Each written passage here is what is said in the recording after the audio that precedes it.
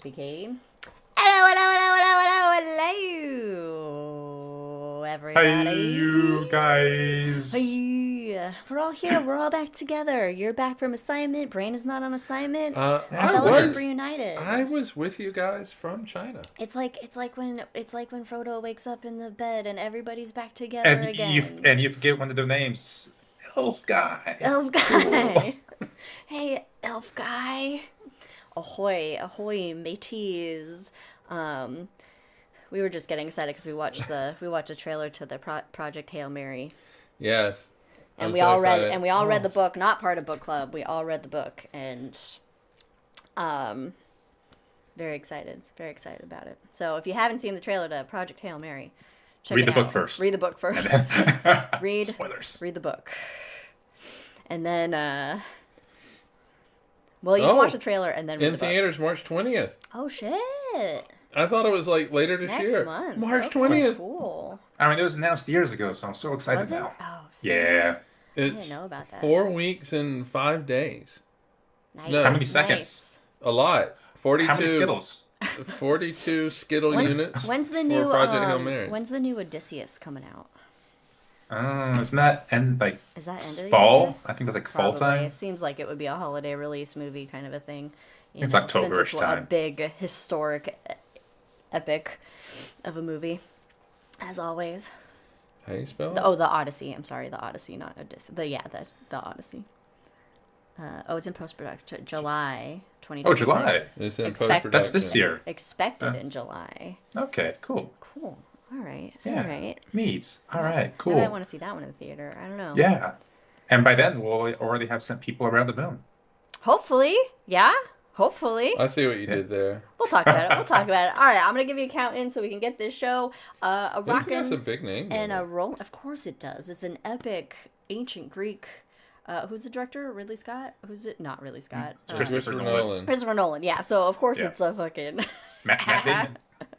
Jack doesn't have a drink. He's baking sourdough cinnamon rolls. That's worth it. Okay. I'll take a drink to that. I'd try it. What is the sourdough throwing you off? I'm not a huge sourdough fan, but if God. Jack's doing it, I'll give it a go. I love sourdough. I think that all because you're baking some sourdough cinnamon rolls, which sound absolutely delicious, it does not get you out of making a drink, and I am disappointed. Oh, he's drinking water. Should be drinking water. Disappointed. All right, Brandon, get ready in 5, 4,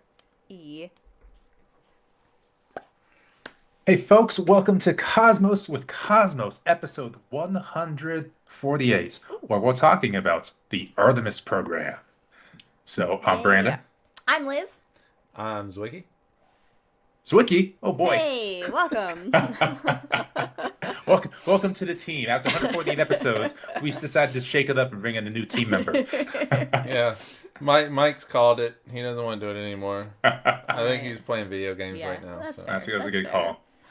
So I'm very excited to talk about the Artemis Program. Talking about human spaceflight in general is one of my favorite things to go down rabbit holes on. So we're going to see how this episode goes, right? What are the odds of that? That and tardigrades. I have a section. I don't think we're going to get to my section. We'll get to I it think all. we will. We'll get to it all. Yeah, and then if we have the hangover, well, probably we're going to talk even more about human spaceflight. Trust me. Hey. All right, so with that, Liz, what are you drinking? I'm drinking the Fan-fucking-tastic. The Fan-fucking-tastic. Which is basically just a spicy margarita With? with a Taijin rim. Mm. And in fact, last night was Valentine's Day. We went out to sushi, which is tradition, and I got a Hanzu margarita, which was their version of a spicy margarita there as well. Sounds nice. Which What was one? that? And it was very, very good. I think it was just like, I don't know, I don't remember. There was stuff in it that there was like some sake and some tequila and some other spicy stuff, and it had a slice of jalapeno in it. Nice. We should have taken a picture of I it. should have taken a picture of the There menu. was. So which one's better?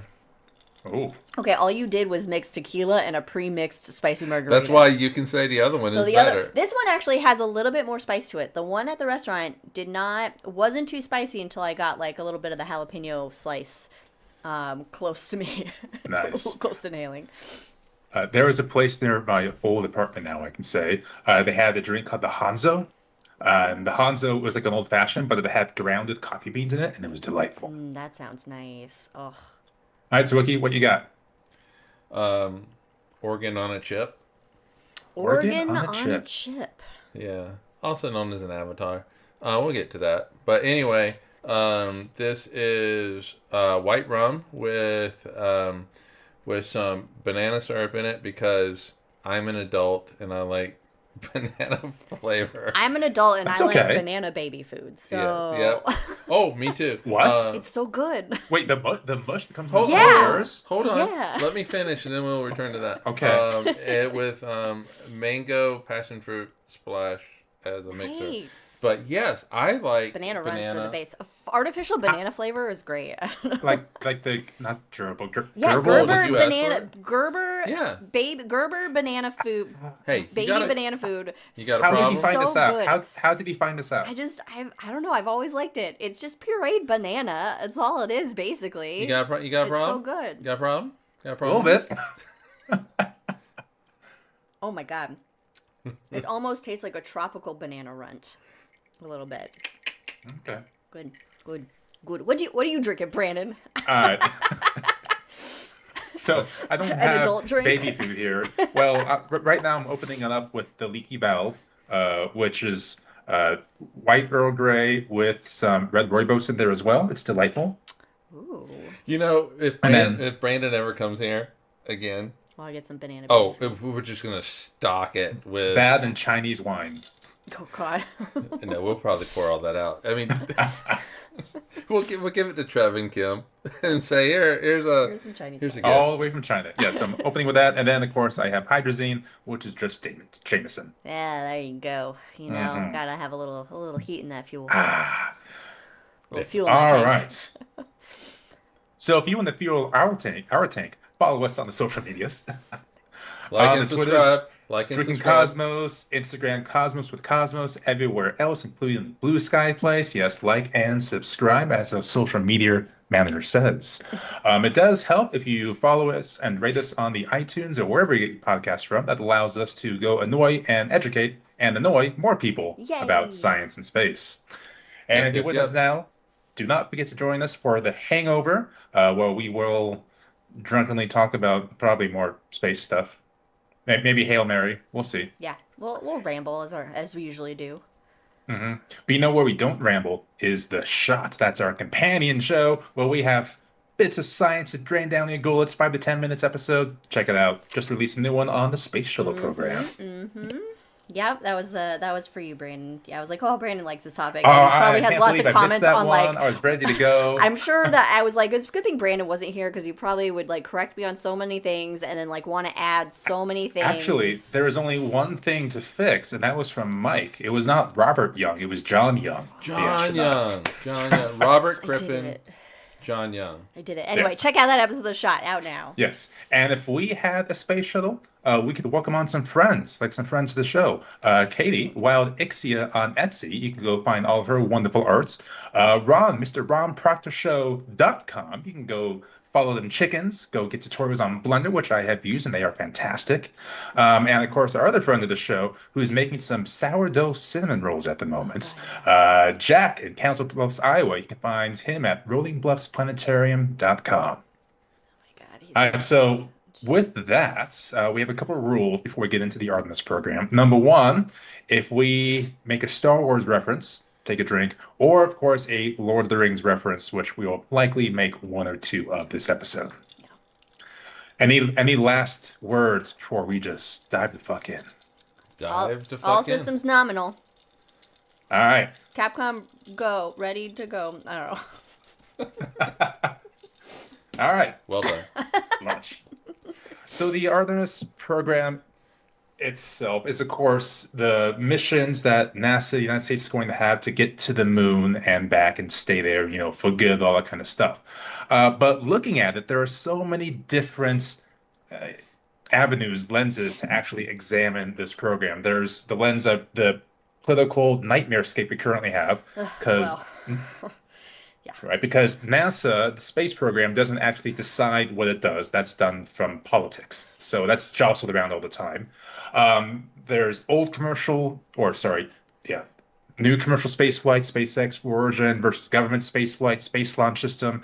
And then there's how traditional space flight in general from 1958 is actually weaved into the Artemis program, and you can still see bits of the old Apollo and Mercury decisions into this mission today. Oh, wow. But Makes sense. ultimately, what this episode is going to focus on is what is the Artemis program, what has it achieved, what will it achieve, and where do we go from there? To infinity. And beyond. All right, so the Artemis program. Sorry, Mike, I missed that one reference for you Yes. already. Yeah. So this is straight from NASA's mouth. Quote, under Artemis, NASA will send astronauts on increasingly difficult missions to explore more of the moon for scientific discovery, economic benefits, and to build on our foundation for the first crewed missions to Mars. So if they're increasingly difficult, Sounds like a which one video would you game. want to do? Would you want to do the first one where it's a little bit easy? Well, I mean, I'd like to level up with the program as, start from the beginning and level my way up, it's until I beat the final boss. Hey, okay, that's Okay. fair. I mean, the first one's going to prove those technologies for the first time. The landers, for example, the heavy launch vehicles. So that's a difficult sell as well. But then you have the right of saying you've been the first one since 1972. That's true. I mean, yeah. Be the first and the last. This be the first and last mission. The first. So where you go, the first one where you're the first one since 1972, but then you're on the last mission when you're like hanging out on the moon and doing somersaults and stuff like that on the moon. Oh my god, the ability Right? to do so many cool tricks on the You moon. could do like a backflip, just jump into a Yeah. backflip. Brandon's like, oh, I've already lost the show. No, that's fine. I was just thinking about how far you can hit a baseball on the moon.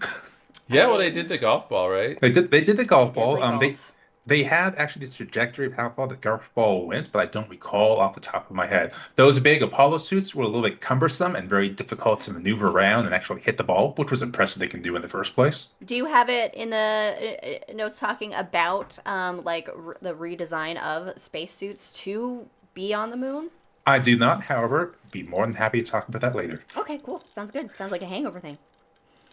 Or main episode. We'll see how this All right, so goes. increasing difficulties, which I'm assuming is like, hey, let's orbit the moon, and then let's put things on the moon, and then let's actually have people put on the moon. And is that the level of difficulties? Yeah, around the moon, land on the moon, stay on the moon. So great. So I like it. They did 2 golf balls on the moon. I just know about the one. Only 2? The first one, You got them all again. the first one went 24 yards, so you can multiple, it was roughly 75 feet, roughly. And then the second one went 40 yards, so 120 feet. Wow. Yeah. Really got a hold of that one. And my dad could tell us what a normal good length of a golf ball swing hit, I guess, would be. 100 depends what iron they had as well. 140 yards would be a very short par 3. But the fact that NASA let them bring golf clubs. Well, a golf club. A That golf- golf club, by the way, is now at the USGA Golf Museum. Oh, that's kind of Oh, cool. that's neat. An appropriate place for it. I would figure Well- it'd be in the Smithsonian, but I also wouldn't have put it past the astronauts to sneak that on board because they tend to do that, like a roast beef sandwich was snuck on board. oh my god. That was the first thing ever snuck on board. Actually, was a roast beef sandwich. Really? I'd like sneak on like some In-N-Out or shit on the way in and just like all right, this is my I don't know how my tummy would feel about In-N-Out zero G for the first time. I don't know how much I'd love that. Good point. Well, save it for later. Just wait until your body gets used to, Yeah. feeling like it's constantly tumbling, I guess, and then falling. True. Which, story of my life. All right, so Sure. so fan-fucking-tastic. When is all this stuff happening? There it is.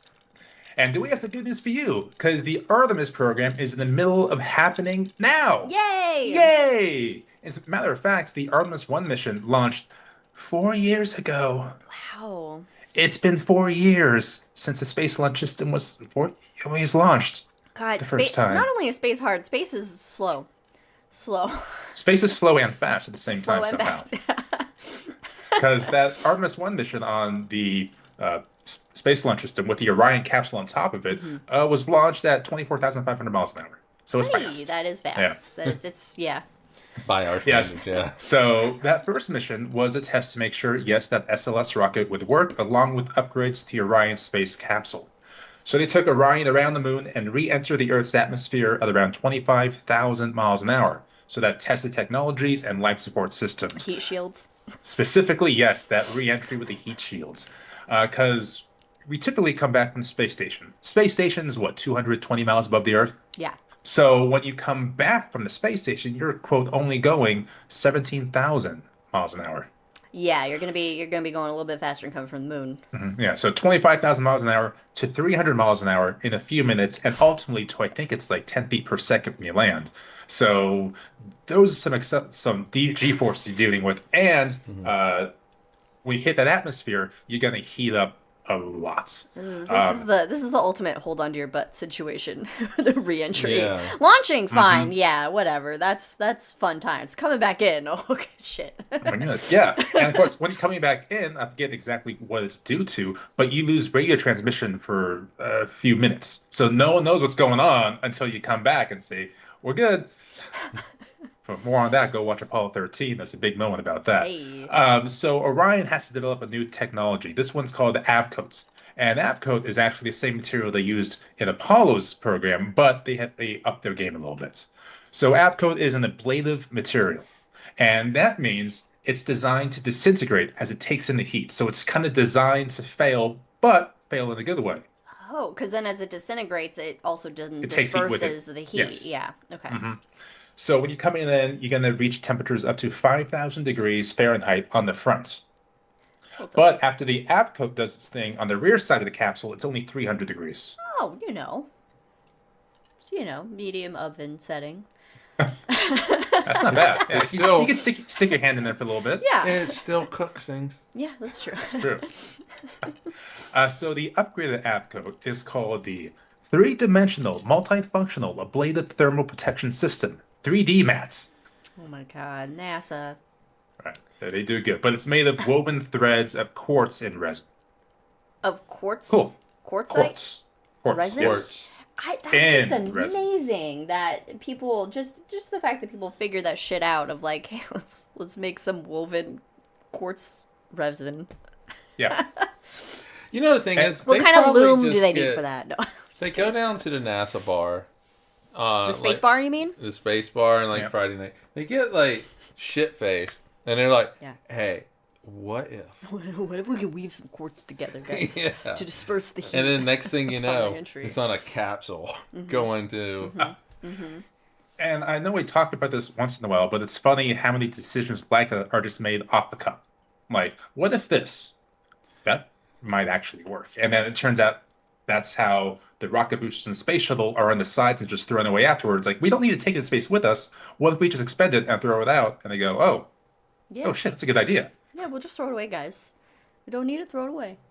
I mean, we at the end of the day, though, us humans don't know what the fuck we're doing. We have to kind of make it up as we go, and we always throw shit at the wall and see what sticks. God, that's my daily existence right That's there. how I mean, that's yeah, how it works. we fake it until we make it. That's just what humans have been doing forever. Somebody puts in a support ticket, and I just throw something at the wall. I'm like, hey, have you tried this?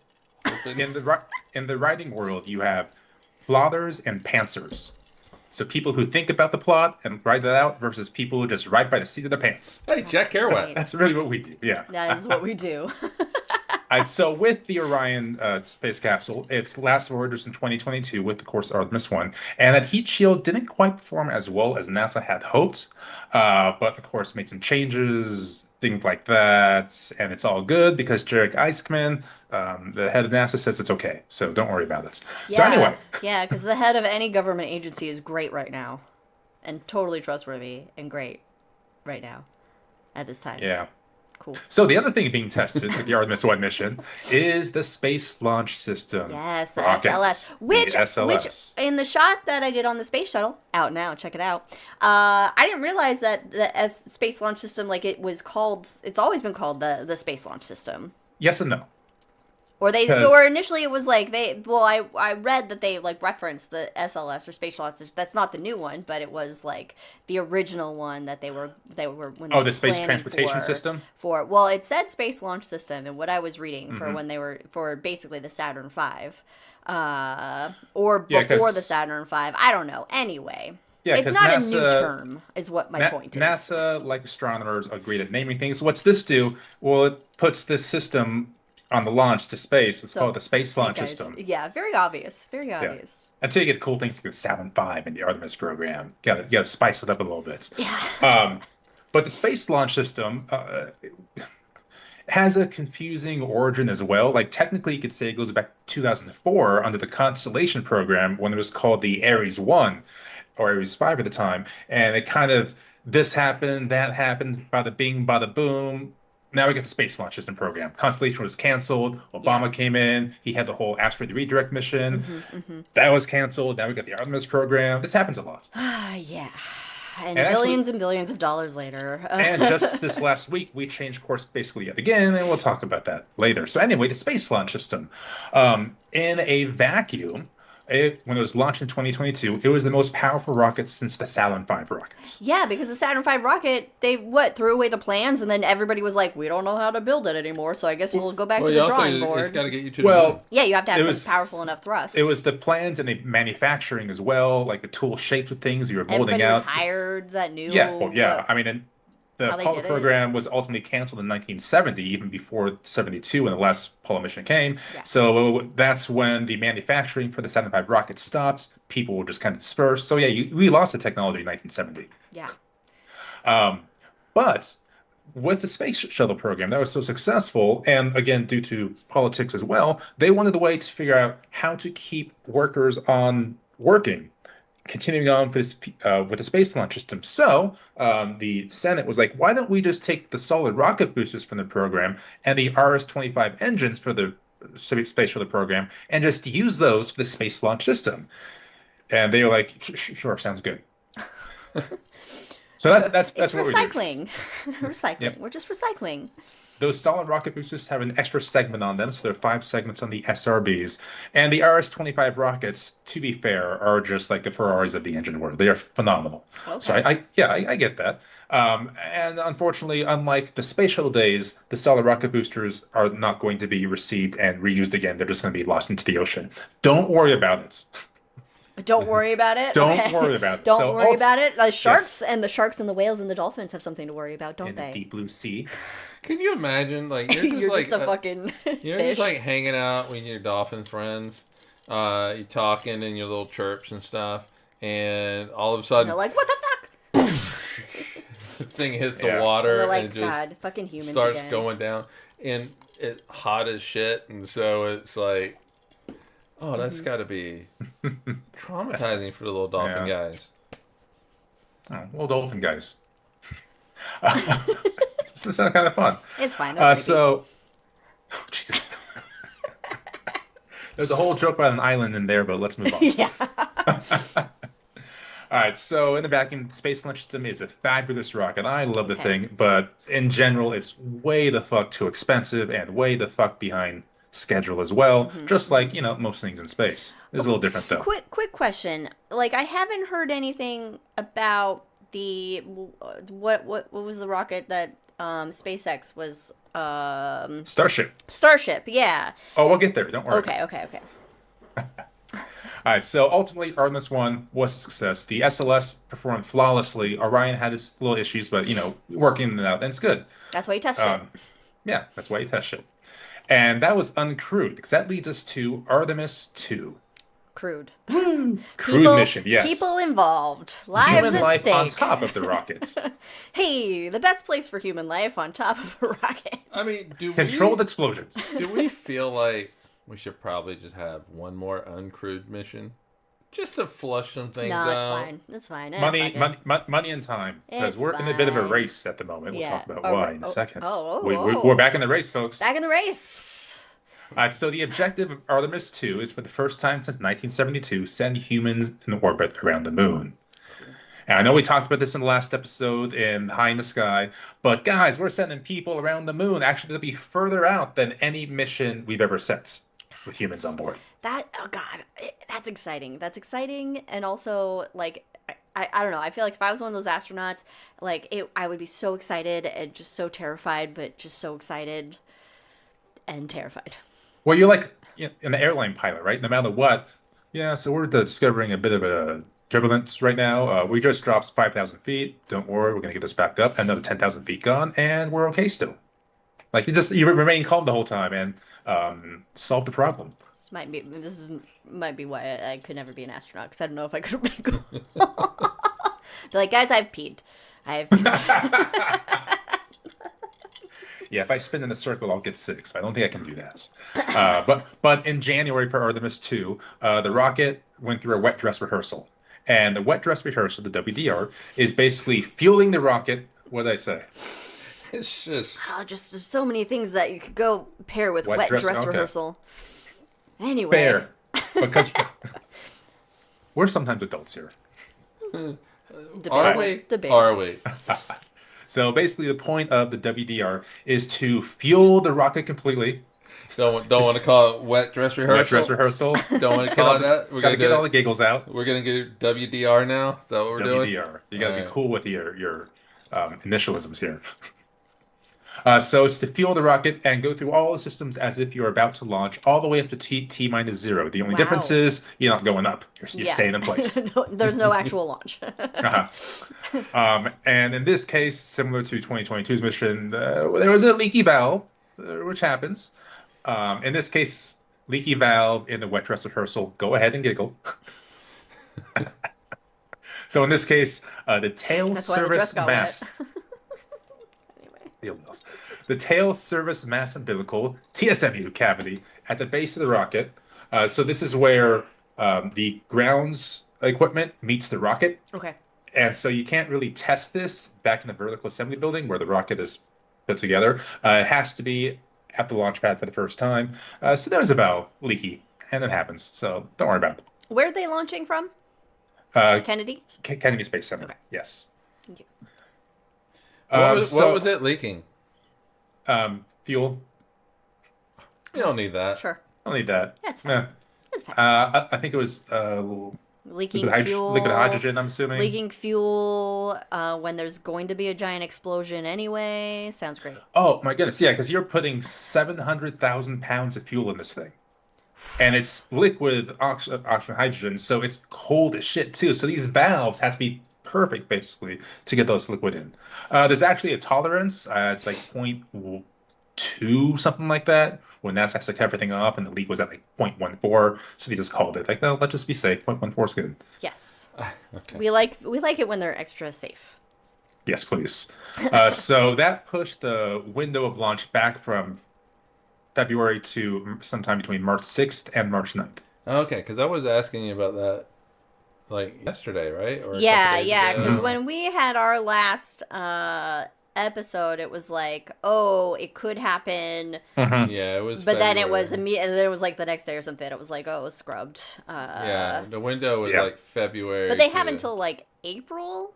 July. July. Okay. So July, yes. And at that point, some systems had to be refreshed. Some life support scrubbers in the Orion had to be replaced. So that would push the launch window back to 2027. Oh, wow. So let's not have that happen. No. So there's a very good chance of it launching this year. Knocking on wood. Let's do this. Yeah, get them out of here. Yeah. Please, let's go fast. Yeah. All right, so if I was like one of those astronauts, like given the state of things, like, do I have to come back? Yeah, can I just stay over here? stay around the moon. At least until nice. 2028. Yeah, that'd be a suicide mission there, Captain. I don't care. I don't care. What's the one snack you would miss the most if you're in space for 3 years? I'm playing. You just have the bare minimum steps to survive. What snack would you miss? Barbecue. God, that is Barbecue's not a snack, my friend. That is a snack. It is a meal and a snack. What do we snack and on? breakfast? We don't usually snack a lot. I mean, probably just some good chips. I don't know. Some Pringles with some gummy bears I miss. You know? Oh, yeah. Cookies, Runts. Banana runts. Cookies. Yeah, banana baby food. We eat banana, banana baby. You can bring that. You can bring some banana. That's true. It's astronaut food. Right? All right. So when the Orion capsule with the astronauts are going around the moon, we're doing some science aboard too. Because we're not just sending them out there for funsies. We got to learn some stuff. That's good. So with that, we're going to hand it off to a bit for the fancy physics punk to describe some science time with Artemis 2. Science time. Science time with fancy physics punk. All right, they're going to do some shit. All right, sweet. Brandon, back to you, man. Thank you. Done. All right. No, they are going to do. Oh, is shit part of the experiments? What does shit look like at the moon? I mean, I can guarantee you that, yeah, you take the shit back, you gotta analyze it, see how beyond North orbit impacts it. They definitely changes. So, speaking of shit and taking it back and You got to be able to use it to fertilize potatoes on Mars. If they end up on Mars, That'd be funny. they had too some far. problems. We've gone too far. Yeah. Uh-oh, we've gone too far. We missed a turnoff somewhere. All right. You missed the moon, you land among the stars. Speaking of analyzing shit, they are going to. They do have some health experiments that they're going to be doing. And so, sense.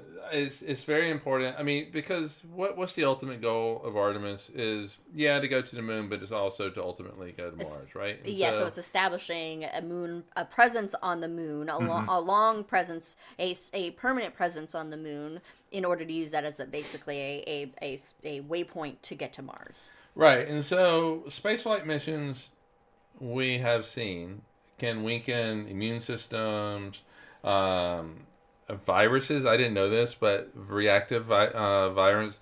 Some viruses that are dormant can be reactivated.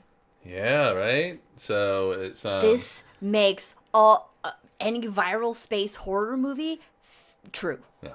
This validates it all. So basically, you need to know how this flight. How these types of flights typically affect astronauts. Yeah, because we're not evolved to live in space. Right, and so one of the things that they are going to do is they're going to get saliva samples. And is it Ancestry.com sponsoring this? Yeah, right. But, one of the things I was reading about this is, typically if you do, like, saliva examples, you spit in a thing or whatever it is that you do, you put it in a refrigerator, and it kind of hangs out until you do something with it, right? And so... Sure. But the problem is space is really kind of limited on this little capsule. It said, okay, I think I saw this on NASA's website about it. It's basically, ISS is like a it's got like a six-room bedroom, mansion. 1 bathroom. Yeah, situation. and this is like a studio apartment, and so you got 4 people in there. Right. The space is so limited. anyone living in like New York should be fine in this. Yeah. And to be fair, it is still roomier than the Apollo capsules, definitely. Right. But still not a lot of space. So leg room. So where are you gonna put that refrigerator to put all your spit in? So what they've done is they have developed a like this paper that you blot your saliva in. It basically dries it out, and then you put it in this little notebook. And I guess you write your name on it. Couldn't you just have like a capsule, like something you open that's actually stored on the outside, because the outside... Yeah, but then it would be hit with all these solar rays coming in. You bring it in. Yeah, but then you're also... Put a Whipple shield around it. Spacewalk. I think this probably ends up being a little bit better. And then they hand off the notebook to, I don't know, some intern. So everybody just licks the notebook and then submits it. Pretty much.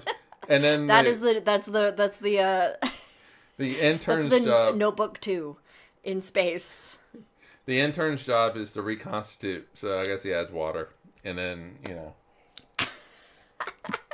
But you can get a lot out of okay, so how did it change? Mm-hmm, you can look at the beginning of the mission versus the end of the mission versus the middle and all that kind of stuff. Well, it's also interesting is because in saliva there's also like bacteria too, so you can see what happens to the bacteria in your saliva. Yeah, right. I guess I don't know.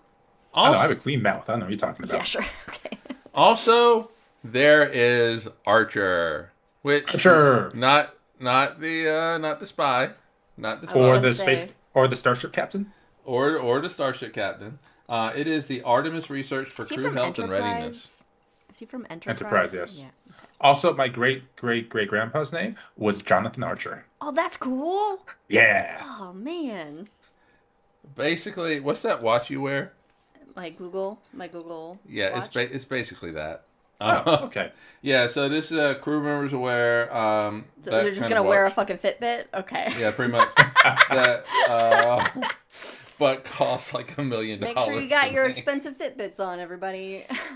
So crew members will wear movement and sleep monitors called actigraphy devices. Could they just wear like an Aura ring? Those things are like $400. Yeah, I mean, right. They wear it before, during, and after the mission, and so this is going to allow them to, smart doctor people allow them to analyze, the crew members, and study in real time the health and behavioral information for crew safety and stuff. Okay. So pretty good. There's also going to be radiation sensors everywhere. By everywhere, like a few places, the crew members will have, was it dosimeters? Is that how you say it? Dosimeters. Yes. Basically, the radiation. Basically, a little personal Geiger counter. to see how many like cosmic rays they're getting or something. So they'll put it in their pocket, and that measures the radiation exposure in time. And so they'll have that. There'll also be 2 additional radiation sensing technologies that will be on this, and so they have their personal ones, and then they have one type of device that will monitor the radiation actually in the environment, kind of in real time, and let them know, hey, solar flare, you're fucked. You might want to get where. Did they monitor any radiation levels for Apollo? Like, did they? Oh, absolutely. Okay. Yeah. And isn't that also how you got the Fantastic Four? Yeah. It's with a solar flare when they're in space. Oh, so okay. what if we probably don't protect them? Yeah, and get our first superheroes? All right. Who are these people, though? Do we want them to be superheroes? One's a Canadian, so Oh, then yes. We definitely want the Canadian to be a superhero. All right, so these types of devices will be kind of scattered throughout, and it will alert the crew. It will alert the crew if they need to seek shelter. And it's just like, where are they taking? Do they have like the that like metallic blanket that they just They actually have a desk where they can duck and cover. There you go. They have the dentist vests that you put on to get X-rays. Yeah. There's also going to be 4 radiation monitors, and this was a partnership with the German Space Agency, DLR. I'm sorry. I don't think I've ever heard of the German Space Agency before. I have not either. The Deutschland Space Agency? DLR? Yeah, DLR. German Space Agency. Cool. DLR. Yeah, well, German's an interesting language. So these are going to be placed at various points around the cabin by the crew after launch, and it's going to just gather more information. That's really all I found out about that. Okay. And then, organ on a chip. Organ on a chip. So like some hearts on some Doritos? You know? Just tiny chopped up like mice hearts on a Dorito. Yeah. I used to put jalapeno on nacho cheese Dorito and eat That's just like a heart. Exactly. You know? I don't know. Hearts can be spicy. I've never done that, but now I want to do that. That sounds delightful, actually. Not for your mom, but no. It's also the organ on a chip is also known as Avatar, a virtual astronaut tissue analog response. Hell yeah! A virtual astronaut tissue analog response. I'm interested about analog being thrown in there. All right, so basically, and also virtual astronaut tissue. So they did show a little picture of it, and it looks like this little plastic thing that's probably maybe a couple of inches tall. Okay. And it looked like it had like these wires that kind of come together, go down, and then they kind of part ways a little bit. Okay. Are they shocking themselves? Are they taking pieces of their flesh off to Frankensteining analyze it? No, this is completely passive. It doesn't shock anybody. Can you imagine like astronauts just talking and all the oh wait, hold on, I gotta get shocked. Yeah. Basically, they have taken cells from the astronauts themselves, and they have embedded it in this thing to see then what and happens then in this heart-shaped box. Okay. Nice, yeah. Nice. And then they all had a cup of pennyroyal tea. Now, yeah. What else? What other Nirvana? Anyway, scientists can then analyze how these organ chips don't eat them. respond to like deep space radiation and microgravity, and so they basically see how their cells change. Okay. Over the course of the mission. You would think that they could just like, I don't know, scrape some cells off when they came back. Yep. Yeah. I don't know. Yeah, so I don't know what to think about that. It seems, I get it. Will they mutate? Do we have our next sci-fi horror movie plot?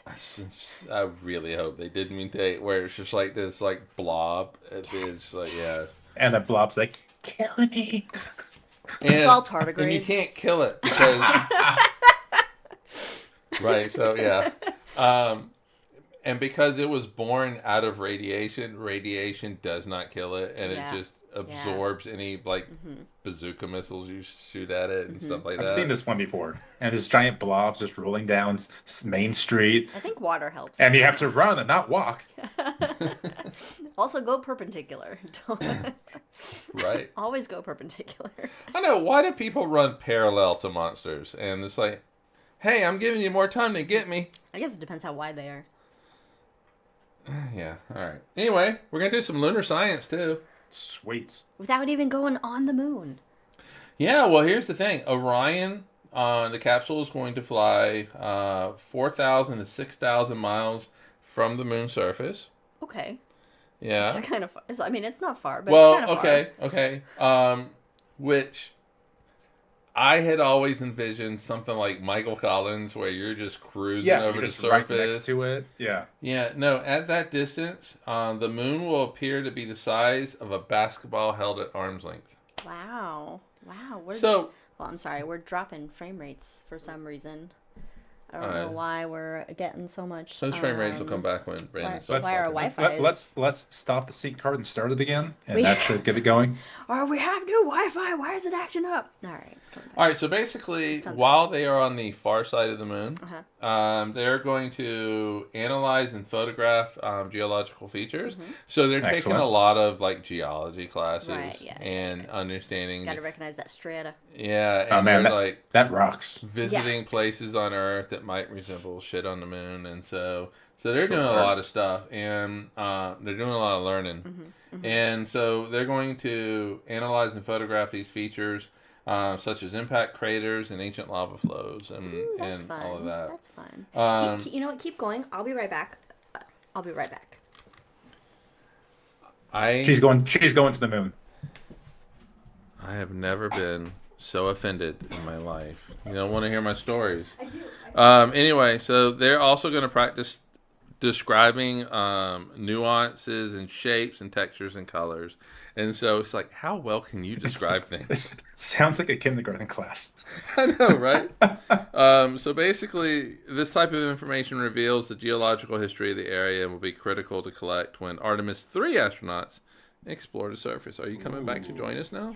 What did you do? Spoiler. I turned the TV off so we weren't.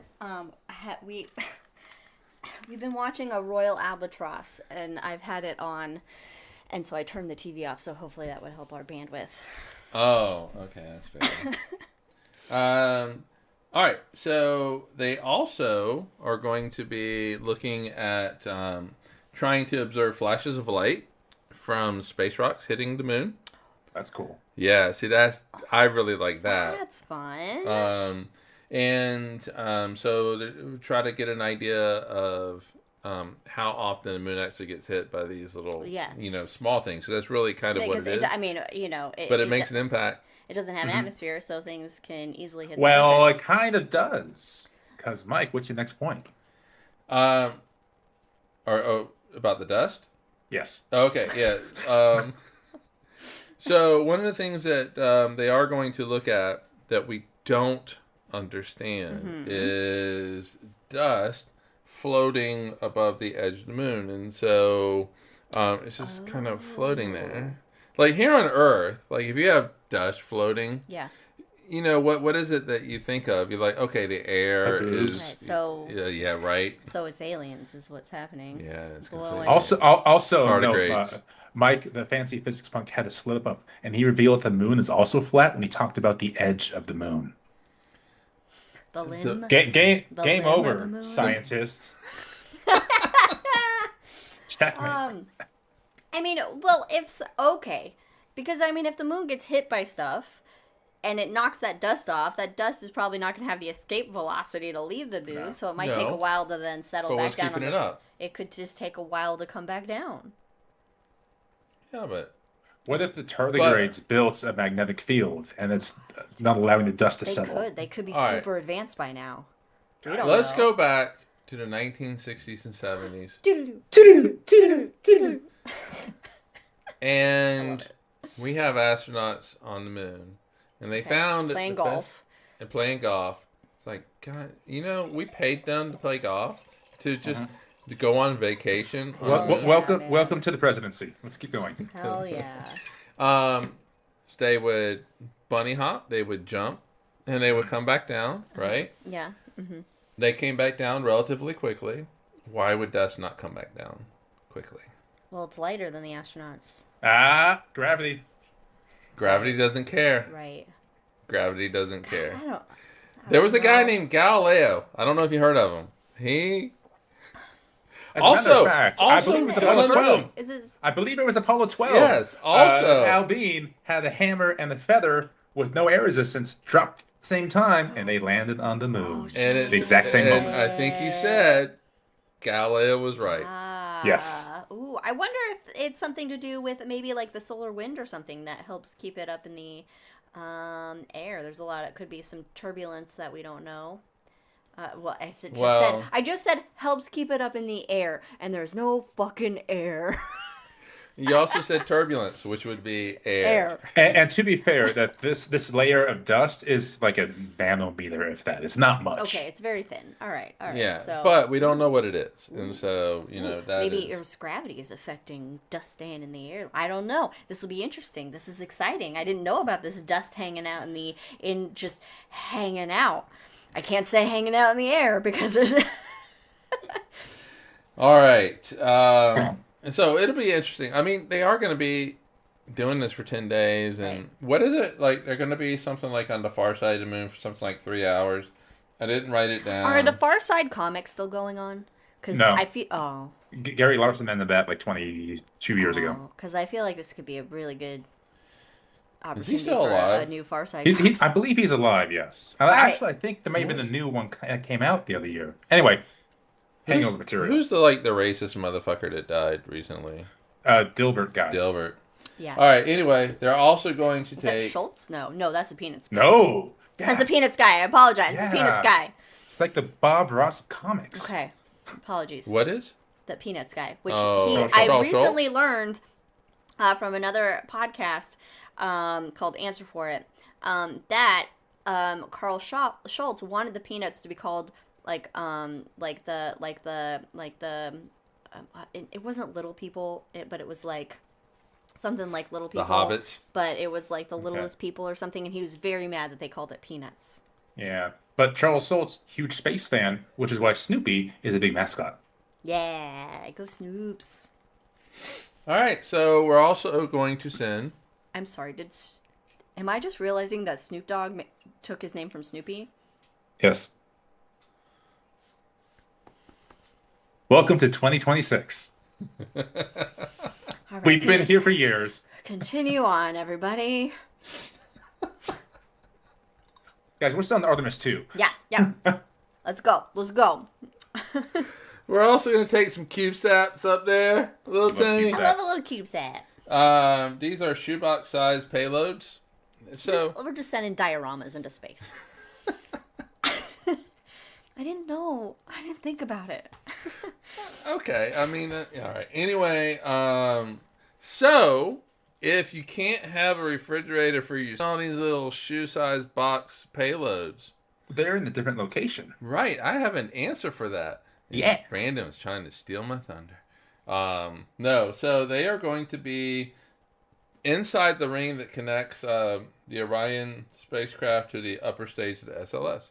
So they're not going to be in the spacecraft itself. Well, they have to basically launch them or let them go or whatever. Yeah. So they can't be And inside. so they will be deployed in high Earth orbit after the upper stage detaches from the Orion spacecraft. So it's just going to poop out little CubeSats. It's going to poop out little things. There is actually a company that finds out how much void space is inside the rockets and tries to sell it to CubeSat companies and smaller satellites to fill those voids. Oh, that's... Who the fuck thought of that company? I want to know. Space agencies from Germany, the DLR, Yes, okay. South Korea, Saudi Arabia, and wait for it, Argentina. Oh, cry for me. Yeah, so they will all Don't. fly CubeSats aboard Artemis 2. And, oh,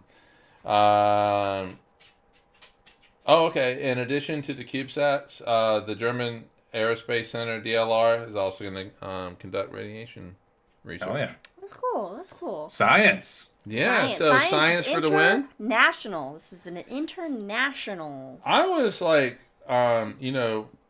Germany and Argentina. Those were the two. I just never thought about Germany. I should have. I've never heard Germany and space. Well, there's like in the same. the You think French, of ESA in general. Yeah. ESA, Yeah. European Space Agency, not specifically. right, but Argentina, there's just it's not that like I don't associate space with every country. It's just that sometimes I don't think about it. I don't know how the best way to describe this. A But surprising amount of countries do have space programs, even if that is still universities building CubeSats, because CubeSats are the economical way to get your research up into space and stick them above other rockets that are being launched and have space, and there you go. True. every country needs space. Every country needs space. Even your North Koreas need space. Don't put any military shit up there, but all that's what you guys need to do. And that's science time with Artemis. Science time. Yay. Thanks, Fancy We should Cheese have Punk. like a little logo. And We it could. should The more you know. If I had the energy to make the something for it. science time with whatever our Fancy business topic punk. is. Yeah, so I'll That's let you kinda have that. Oh, okay. I mean, I'm not talking about it. Well, then I'm just here for we're for done. color So you can commentary. close it up. I like how Brandon has page break. I have a page break? You It put a says page break. I do not have that. Oh, it says That must page be break. unique to yours. But page break leads us to the Artemis 3 mission. We're not even done with Artemis 2. We're going to Artemis 3. And then 4, and then we're going to the... Oh my god. That's a good Howard Dean reference there. In any case, so Artemis 3 is where the rubber meets the road. Sorry, Artemis 3 is where the silicon rubber sole meets the regolith. There we go. There we go. Yes. That's when we're landing. We're landing. So actually, when I was writing this, I thought that was so amusing. I said it out loud, and Mallory asked if anyone to get that, and I said they will when I explain it. To which she said, like all good jokes involve explanation. So thank you for that. Thanks, Mallory. God, Mallory is the perfect one. That is awesome. All right. So this mission is where we're meant to land humans on the southern pole of the moon. The Southern Pole. The southern pole, the South Pole, yes, because that's Wow. where the frozen water lives. We go extract that, and then from there, See the what? future happens. See how many tardigrades are in that. Fucking nice. They're already in there. They have a little factory going, mining all Yeah, the they're shit, fucking making keeping Bitcoin. the dust in the air. It's like the dust is actually the tardigrade highway. They're in the All fifth right. element already. All right, Liz, how are we getting there? Billionaires. I'm so sorry. Fucking billionaires. Billionaires. I fucking hate billionaires because not a Mm-hmm. single one of them have proven to be a good Decent good people. Can we have a billionaire be a good fucking Well, person for Melinda once? Gates is pretty good. We like Melinda. Yeah, yes, can we have some more female billionaires, please? All right, so billionaires. Yeah, so we will talk about them. So in 2021, NASA selected SpaceX's Starship to land humans on the moon. Okay. And the way this architecture works is that you have the Space Launch System launch Orion with the people on top. And they would go around the moon in the Orion spacecraft, and then the Starship would dock with Orion. People would transfer to Starship, and Starship would then land on the moon. Okay. First of all, I don't know much about Beyonce to say if she's a good billionaire or not. Okay. Because Starship's not powerful enough for a launch to get to where they need to go. I wouldn't necessarily say that, but it's powerful enough to get up there. But then think about it, you have to launch from the Earth, land on the moon, and launch back from the moon. So if you just dock in space, you take out a lot of critical infrastructure, refueling, docking, things like that. Right, okay. All right. So they're right. gonna all right. So with that, however, there are a couple of issues. Number This one, is a lot of Yes. shit that needs to There's a go lot going correctly. Oh, by the way, That's every space Jack, mission. I took a picture of your comment. I'll make it happen. Get your science on. All right, so number one, that this architecture would involve Starship refueling in space, something that SpaceX has never done. So they would still need to prove that and do it before this mission takes place. Yes. Number two, Starship, of course, keeps slipping, and it's becoming apparent that China has a solid chance to land humans on the moon before 2030. Wow, And in China, fact, but also, uh-oh. if you have seen the news last week, China nearly successfully landed a rocket again. So, of course, SpaceX and Blue Origin have landed rockets, heavy lift rockets. China got real close. So probably this year they're going to land a rocket, and we're off to the races again. Yeah, and we have our heads so far up our own asses that we can't figure shit out. Though, now, I will say this.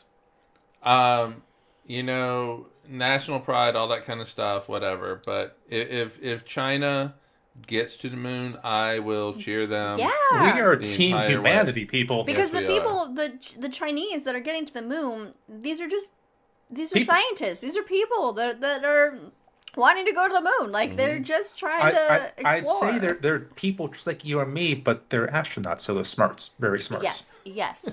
It's just the regime we have an issue with. Mike is very smart. No, Mike is not. Remember, Mike's not in the show anymore. Look, regimes don't equal the people. But you know what the third problem is? The third problem is that Starship keeps blowing up. That is a big issue. Generally, you don't want that to happen. It blew up 3 times last year. Now, that's the way that SpaceX goes. You know, they move fast and break things. But when you start getting people on top of these rockets going to the moon, you gotta be a little more careful. Yeah, don't cut corners. So, move fast, break things, but learn. Yes. And I feel like with 3 times, you might not be learning. Well, they have been learning, but there's a couple of other issues, including the people in charge of these companies. So, enter the nightmarescape that is modern-day politics. So, we have a couple of things. So, you have SpaceX. Do we have to do this one? Yeah, we gotta do this. We do, because this impacts Artemis 3. Yeah, because unfortunately, the politics are always fucking involved in space exploration. Yes. And we say that because, like I briefly alluded to, NASA is not in control of its destiny. It is not in control of where it goes or what it's planning. This is put out by Congress, by the OMB, by the administration. So you can have the smartest people in the world working at NASA saying, we need to do this, this, and this order, and this is how.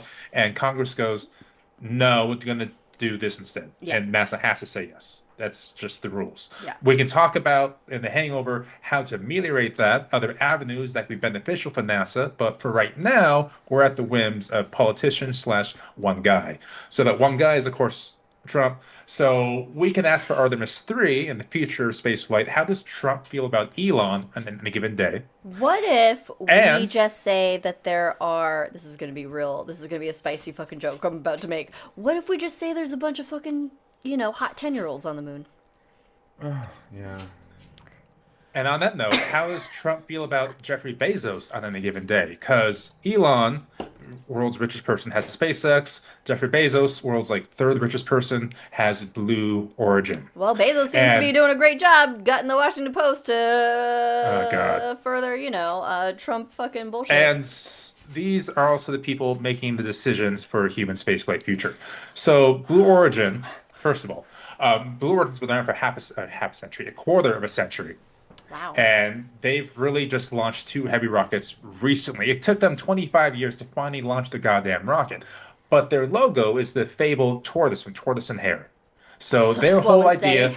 Yes, their logo is actually step-by-step ferociously. Which, in a vacuum, I keep talking about vacuums in this episode. Most space is vacuum. I'd like Blue Origin's... how they've been doing things, but yes, they have taken 25 years to get the goddamn rocket into orbits. Right. Maybe a little bit faster than the fucking tortoise. Yes. In between the tortoise and the hare. Somewhere. But finally, they have flawlessly launched their heavy rocket, New Glenn, and have successfully landed it for reuse as well. Oh, wow. Okay. And so as of just the last 2 weeks, Blue Origin's going for SpaceX. So SpaceX, remember, has Starship that got the contract to land on the moon, but Starship's taking much longer, has all these issues. Blue Origin has their new heavy rockets ready to go and land on the moon. So they actually want to challenge SpaceX now for that contract to land on the moon. So it's just a fucking billionaire testosterone fight at this point. Yeah, so as I put in the notes, the great meme from Godzilla, let them fight. You know what? Let them Like, fight. Yeah. Let them fight it fucking out, you know? So, yes, I wish Bezos and Elon did not exist as Yeah. a concept, Or people. Yeah, sure. or people, Yeah. or morals, or ethics, or lack thereof. Yeah. Yes, absolutely. Billionaires actually should not exist in the first place. No. But that's a soapbox, bringing it back for a second. That's a hangover topic. But since they do, let them do at least this one thing and figure out the best way to land on the moon, go to Mars. Because even SpaceX's whole thing was, we don't care about the moon. We want to go to Mars. Yeah. The last 20 years, that's been their thing. Fucking this week as well. Get your ass to Mars. Musk goes, never mind. We actually want to go to the moon instead. Really? He scrapped the Yeah. whole ideology to land on the moon instead. Really? Yeah, That's interesting. And I'm pretty sure it's because they're at risk of losing this massive contract to land on the moon to Blue Origin, so they're shifting priorities back to the moon. Interesting. And if we could talk about, in the hangover maybe, the United States history of switching back and forth, prioritizing the moon and Mars since 1988, we can do that too. Sure. Actually, 1970. I mean, But- honestly, realistically, focusing on the moon, I think is Yeah, makes smart sense. and makes Yeah. sense because we can't get to Mars unless we establish a presence on the moon. So making that the priority and thinking about that would be number one. And hey, we have time to get to Mars. There's no rush. Right. We got a couple billion years before the sun expands out to about Yeah. But Earth orbit. we are mortal creatures, so I want to see this happen in my goddamn lifetime. And so with Artemis 3 here, it's meant to launch next year. That's not going to That happen. is no. What? But remember, China wants to land before 2030, so that's why Blue Origin's thinking they have a chance. We're back in this little space race. Maybe Trump wants to be an asshole and to get nationalistic pride. Whatever, fuck him. But now suddenly we've opened it back up, and Blue Origin wants to try to land it. I'm gonna say if you wanted to get this fully funded plus a lot more, you just go in and you talk about to Trump. Go, hey, this is America first or whatever his fucking thing Just is. say yeah. we'll put your fucking name in gold on the moon. Well, yeah, I mean there is that. That's what Nixon did. That's all he fucking wants. Yeah, no, right? Trump moon. Your name is going to be on a plaque. That is going to be on the moon. Look, it'll be in gold letters that you can see through. The fucking And actually, telescope. if you think about the Apollo 11, plaque, we came here for all mankind. Nixon didn't want Kennedy's signature on it, so he took it off and made his own. So in any case, you would think about the person that makes decisions, ultimately, the president. Back in May of 25, Trump actually put in the budget that would completely cancel the Space Launch System program, which would throw a major wrench into Artemis. But then in July of that year, he put in the bill that would fully fund the Space Launch System, so he does not give a fuck. He doesn't know where he's at. He He's old and doesn't know demented. what's happening.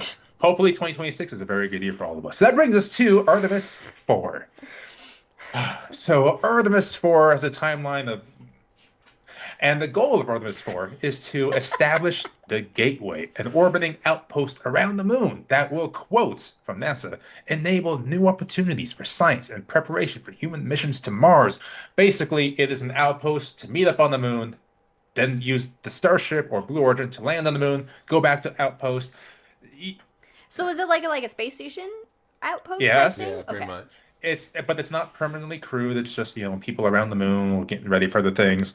Would you live Listen. I'm there? sorry. How long did it take to put the space station together? How long is it going to take to put this fucking outpost together? I would live on that outpost. Would you? Yeah, I would be like. It's not space station size. It's small size. I don't It's care. like studio Are apartment your size. claustrophobia? I don't think. Oh, but look out the window, endless space. Endless, nothingness.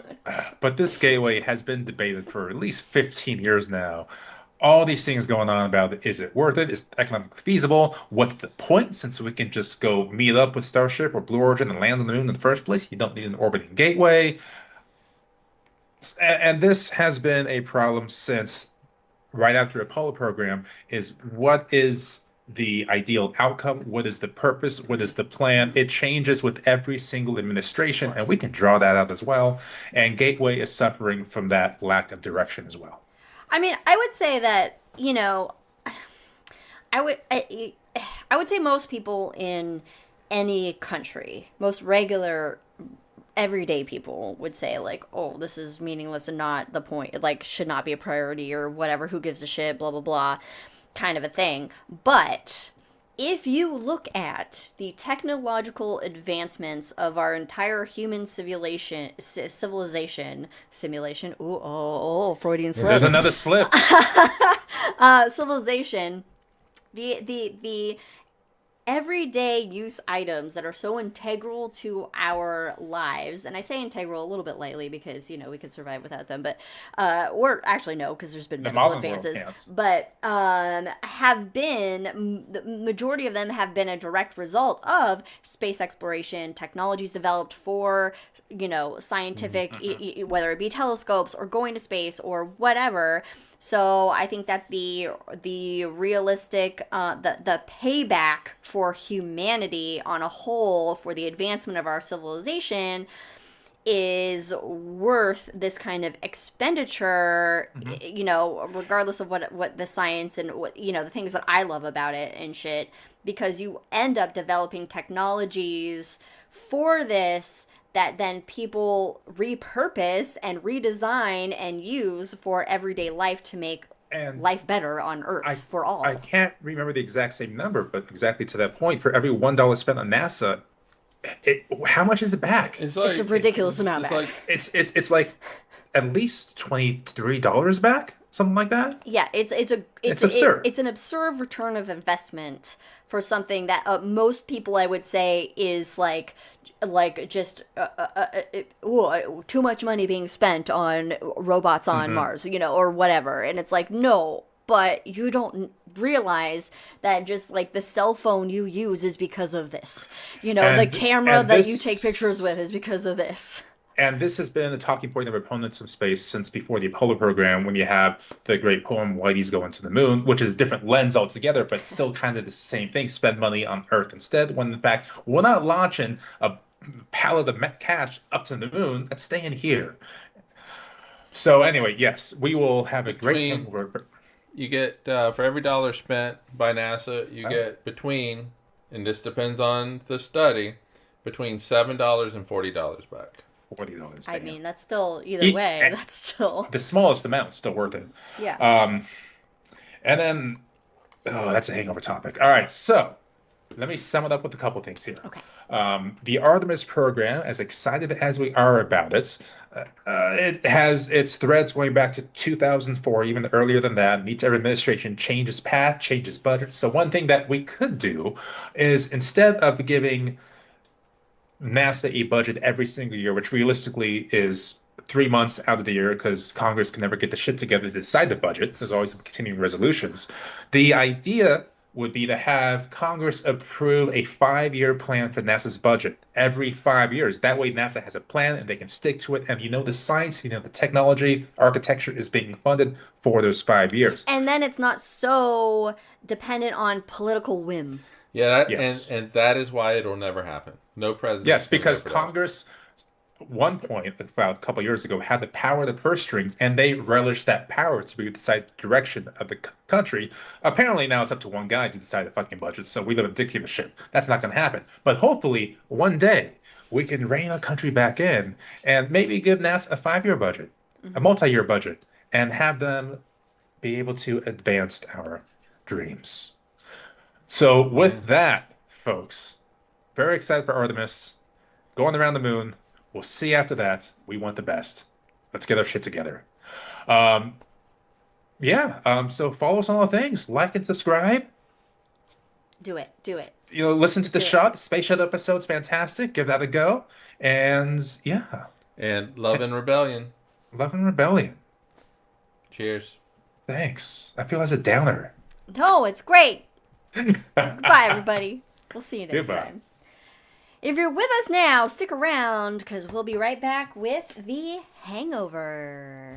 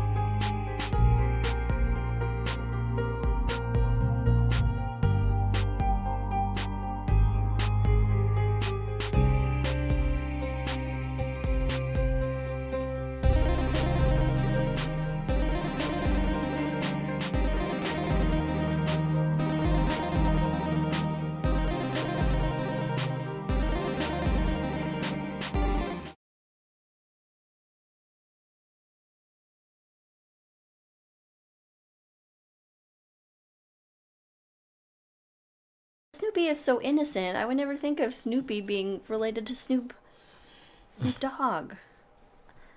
There were two G's in dog, though, so I can see how it was Right? I misrepresented. I guess it makes sense. Anyway, hey everyone, welcome to The Hangover with Cosmos. Hey. Cosmos, the main That's us. show. We talked about the Artemis Program, and we still got more shit to talk about. And for this part of The Hangover, we're going to go back in time a little bit and talk about the origins of Artemis. All right, so let's not go back all the way to 1958. Instead, actually, we can go back even further to the 1880s with Jules Verne from the Earth to the Moon, where he forecasted. Basically, this is version 2 of the podcast. I'm going to keep it, but this time I have no notes. Hey, you got it. And so since it's the second part of the episode, apparently, Jack has something to drink now. He has the vanilla chai latte. Ooh. Way to wrap that in. Nice. Right. I love a vanilla chai latte. I usually get like a dirty with a shot of espresso in it. Nice. My leaky valve was gone, so I am on my second SRB of hydrazine here. Hey. Actually, hydrazine can't be an SRB, so don't worry about that. So the cool thing with an SRB, so it's solid rocket, which means unlike a liquid where you can turn it off and on and have different accelerations, the solid rocket booster, once that baby is lit, you don't stop it. Yeah, it just goes. Oh, it just goes. It just goes. It just works. It just goes. It just works. It just goes. It just works. So actually, if you watch a video of it working, we don't know how. It just works. Yeah. If you watch a video of it, it goes from the inside out and expending its fuel. It's really cool to see. Oh, that's neat. Yeah. Oh, you got a little too much hydrazine? Yeah. I'm good. So, really quick, going back to the 1880s with Jules Verne from the Earth to the Moon, he does a couple of cool things, including figuring out pretty much exactly where humans would launch Apollo 11 from. He specifically said Florida and the Cape section. What? He specifically How? called that out. He called out nearly the exact size of the capsule that would be launched on top of the rocket. Oh, he's from the future. Yeah. Time travel works. Yeah. Time travel works. And he's figured out roughly exactly how much it would cost as well. Like, he was within plus or minus how much the Apollo program cost. Wow. That's amazing. Uh-huh. And then he even said, oh my God, keep going, that the Germans are great for the engineering, but it will be the Americans because of their business. And lo and behold, we took the German in to build the rocket, and we got the money to launch it to the moon. I mean, this makes sense. Oh, so he said business and the administration and organization. So the bureaucracy of America at the time. Well, at the time. At the time. I mean, it makes sense. It makes sense. It makes sense. Yeah, he's from... So starting with that. Time travel is real. Mm-hmm. Now, Jules Verne did it himself. How did he do it? He even wrote a book called Time Travel. The Time Traveler? Is it the Time? No. It was oh shit. What was that book called? Yeah, because is that the Time Traveler? No, that's too simple. Someone Google it. There have been 2 movies made. Yeah. The Time Machine. The Time Machine. Was that Jules Verne? That's Jules Verne, right? Or I don't know. I don't read enough. Time Machine. I think it was H.G. Wells. I think it was Wells said the Time Machine. That I think sounds it's going more to be correct. H.G. Wells. But H.G. Wells, he's another time traveler as H.G. well. Wells. H.G. Uh-huh. Wells. All right. So Jules Verne stuff. Now let's talk about some of our space history as well. Back in let's go with 1989. There we go. Very good. Yeah, very good year. I was 4. There was a big earthquake in California. The Berlin Wall fell. And it was the 20th anniversary of the Bingo. Apollo 11 landings. Oh. And so on this 20th anniversary, we had the elder Bush. He stood in front of the Smithsonian Museum and announced the Space Exploration Initiative. This was his Apollo program, not just to get to the moon, but in fact to build space stations, to build outposts, and ultimately, within 30 years, to get settlement on Mars itself. And he laid out a plan. He laid out a budget to actually make this happen. He was all for landing people on Mars. And you're talking about Bush Sr.? Bush 1, yes. Wow. Yeah, I mean, He wasn't beating around the bush. No. I'll take a drink. Okay, thank you. No, so his rationale is that the Berlin Wall has fallen July 20th. That's the wall was down by then, right? In that year? Yeah, it If was. not, it was well on its way. Um, so Well, his ration, keep talking. we looked at yeah, we're gonna look it up. So his rationale was we are no longer mirrored in Cold War politics to where we had to face another nation, but we are finally in the, age of peace and we can show humanity the right path. Let's get to Mars. Let's further exploration of humanity. Let's do this together. Wow, that's nice. It was close. It was nice. It was close. On the Yeah. 20th anniversary of July 20th, 1989, the Berlin Wall was still there, but it fell on November 9th, 1989. Okay. So the Soviet Union probably was like, we're done. It was breathing on fumes at that point. You're breathing on hydrogen Hydrogen? fumes. Hey. Some vodka Yeah, so fumes. Vodka he wanted fumes. Vodka. Vodka. He wanted to show the world that we can lead humanity into the next frontier, which was great. There was a couple issues. He put out his budget before everything, putting the cart before the horse, if you will. And so over a 30-year program, which would have seen us land on Mars in 2010 and start to create the first settlement on Mars in 2020. Oh shit. So he had a timeline ready to go. The issue over those 30 years Was is everything? $500 billion. Right. Okay. So he underestimated how much it was going to cost. But No, he didn't. He said Oh. it's going to cost us $500 billion to do Oh. this. He put the number out there and said, let's go do it. And everybody else was like, oh. it's too much. And then you And- had Newt Gingrich and all that. And then fucking- you have just people worth Newt that Gingrich much came now, a couple so- years later, yeah. But this all kind of came from the Sally Ride report saying, where should we go in space? Where should we go from here? And we got to go to Mars. We got to do settlements. Let's do it. So Bush took that, said, let's run with it. Let's go. $500 billion. Who's with me? Cricket. He lost re-election. And the SCI program was canceled very quickly under Clinton. God, imagine though. You know what also was canceled under Clinton? Was the Space Station Freedom. So it's made the that International Space Station. and the super collider that was going to be built in Texas. Oh, under Texas. My God. Yep. Ah. So, Go ahead. I was just going to say, like, when I was in college, I was really looking forward to that, and it got canceled. The Higgs boson. We were digging it. We were digging it out. Yeah, right. The Higgs boson could have been discovered in Texas, in the U.S. We don't want to give Texas that though, do we? Well, Well, maybe big enough then. of an Could ego. it change the course of history? they had a Democrat governor at the time. Yeah, That's happened? yeah. Oh, what was her name? I Wait, can't was it remember a her name. Democrat as in Democrat today's Democrats, or was it a Democrat as an old She was Democrat? a tough lady. She was a tough lady. Well, she's from Texas. I cannot remember her. I can see her, but can't remember her name. But anyway, it was canceled. We could have Wow. discovered a Higgs Yeah. boson here in the U.S. and Have been to Mars by now? had all of that God, Can we intellectual. just let the scientists can people just listen to the fucking scientists and shit?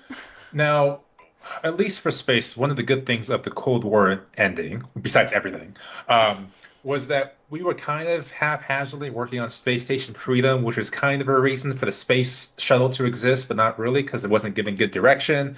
And then when the Cold War ended, suddenly the Soviets had all these scientists that could have gone and done anything else, including being swept up and go work on nuclear programs elsewhere. And so at that time, the United States was like, wait a minute, let's not have you guys be scattered to the wind. We've done this before, Project Paperclip. Let's not rehash that. Let's instead work on a international space station. So it became ISS. from the ISS, from Space Station Freedom under Reagan, ultimately becoming the ISS under Clinton. So at least there's that. Yeah. And credit where credit is due. Oddly enough, I don't know if I want to say that at this point. Yeah, if you're talking about Clinton, careful. Like, if you think of the initiatives of Clinton's and even the Obamas and even Jimmy Carter, they have not always been great for the direction of space exploration, honestly. I feel like that's hard for most though. Like most, I feel like that's like expected because these aren't like scientists. They're not space people. They don't know anything about Well, I mean, fucking Nixon, space. Nixon ended up starting the space shuttle. Bush tried the Space Exploration Initiative, ultimately got the International Space Station. Even Bush 2 has tried the Constellation Program, which was an ambitious program to get to Mars. And then Obama, haphazardly did the asteroid redirect mission. It's fine. So weirdly, that's the thing about human spaceflight exploration. Republicans have been kind of good for I mean, it. it shouldn't Only be. for direction. It shouldn't. Yeah, like the president shouldn't be Oh, absolutely in not. charge of, because ultimately the president is really going to be more concerned with fucking Getting prioritizing. reelected Well, they shouldn't be, but it or should be. canceling elections. It should be prioritizing, issues at home for the, health and welfare of the populace, the citizenry and non-citizenry of the country. And here's the hangover. We made it. But it is and so they difficult. should rely on then the experts' guidance on The decade of surveys. funding and the importance and whatever of space exploration, given the return, the ROI, the return of investment. They should rely on the experts in those cases. But because none of them know jack shit about it, and it's like, oh, it sounds cool to go to Mars, so sure, but then we got the budget, We have to fund it. Let's put that towards this. But the problem is that the billionaires own the government, and it's not that in the United States and other countries, but in the United States. Yeah, but a lot of the world, what happens in the U.S. affects a lot of the world. The problem is that the billionaires, this whole thing about billionaires going to Mars and billionaires and their fucking rockets, that's a relatively new thing. That has not been hanging out forever in the U.S. 25 years. Can I just say though, this is Canada's time. This is Canada's time. Canada, go Canada. And to those points that. But hold on, but the billionaires are not interested generally in the rockets and shit like that. They're interested on how to make their dicks bigger. The billionaires are interested in how to make their wallets bigger, and it's same thing. They don't care about. The problem is we don't care about the workers in this country, and we only care about the billionaires. And so when the billionaires have been saying, "Hey, I want these tax cuts so that I can be richer," then that means that the billionaires get more money, and the federal government does not have the money to put into projects like going to the moon, going to Mars by 2020, put into education. How many people were laid off from JPL? To put into big science projects. The governments of the world should be funding big science projects. Mm-hmm. These should not because corporations can't fund it. Because it's too much money for a corporation to fund. I will say, in terms of rockets and space exploration, there is a benefit of having a private company trying to do landings and blowing things up. I mean, the federal government did try. They were pitched the idea back in the 80s, actually, to land rockets. A private company came to them saying, here's our idea. Let's do this, land rockets, advance rocketry together. And ultimately, the government said, no, it's too risky. And they cut it out from the 80s. And we could have had that in 95. I have no problem with private companies, doing rockets and shit like that. Fundamentally, I do not have a problem with what Elon Musk and Bezos are doing. Fundamentally, from a corporations, if this is what a corporation wants to do, then fucking go for it. Whatever.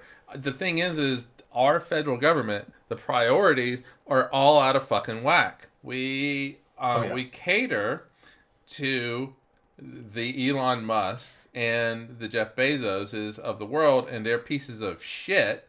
And I don't think that we cater. I think we are them at this point. We what? How much the government money, is them. How much money the government is them. has Trump and whoever made? All right. So that's the bring this back in underlying. for a second. After Mike, I'm going to bring this back in for a second. You open. No, but space, at the end of the day, we need to explore the. Space should not be privatized, but we do need the money from private companies to work in conjunction with federal governments to achieve the goals, because I the think we can funds of the federal government are spread So, through I various think we can factors. unpack space should not be privatized. We can unpack that in Yeah. a moment. I a big science needs the government. Yeah. And Don't talk about big science. what? I said don't talk about big science. And so it's I our priorities are all out of whack. They are completely all out of whack. We have lost sight of who actually built this country. It is not the millionaires and billionaires. It's all the people that work for the billionaires and billionaires. But what if there's anything?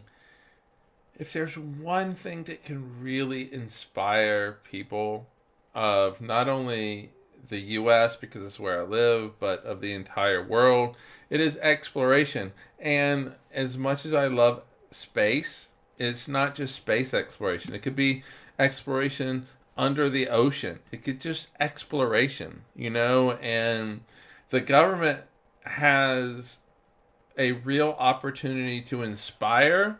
And when you inspire people, they will do great things. And I hate Clinton.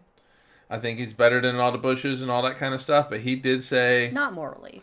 necessarily. no, he's a piece of shit. He's an absolute piece of shit. What is it he said? He says, what is it? High tides or tides raise all boats. And so we have an opportunity to raise everybody by inspiring us to go to the moon, go to Mars, go beyond Mars, and all of this. But we're not doing that. At the end of the day, they might say, hey, we want to go to the moon, we want to go to Mars and shit like that. But at the end of the day, it's just a money grab. And, I'm sorry. All right. I will say, though, that you don't have to worry about the oceans because James Cameron has them covered. A private citizen. Oh, my goodness. There was a couple points I wanted to talk to about what Mike said, but I've forgotten them. But I do remember the point of privatization of space. Yeah. I do think low Earth orbit privatization is a good thing at this point. Because big science, yes, should be funded by the government, and big science at this point is exploring beyond low Earth orbits. So yes, private companies like SpaceX, Origin should be able to ferry people back and forth from Earth to low Earth orbit. So that should be privatized. I completely agree with that. But a lot of that is still funded by the federal government at this point. But the thing Actually, all is, of it would still be funded. no, big science is not beyond Earth's orbit. You can find big science that is still low Earth orbit and beyond. It's not like you can't.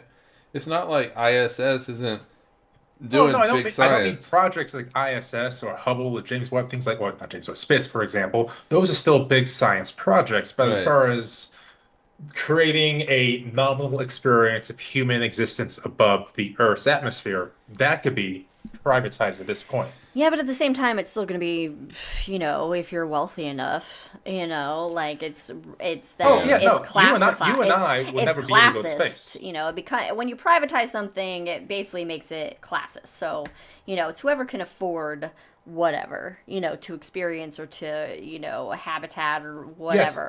Yes, for the immediate and intermediate and medium future, if we look at 200 years, for example, because unfortunately the rich folks have normalized going to low Earth orbit, maybe in 200 years, then that could be normalized for others as well. It's a long-term view. I don't like it, but that's the reality of things. The thing is, all right, and I say this because I honestly feel this: 200 years, the rich are not going to exist in the way that they exist today.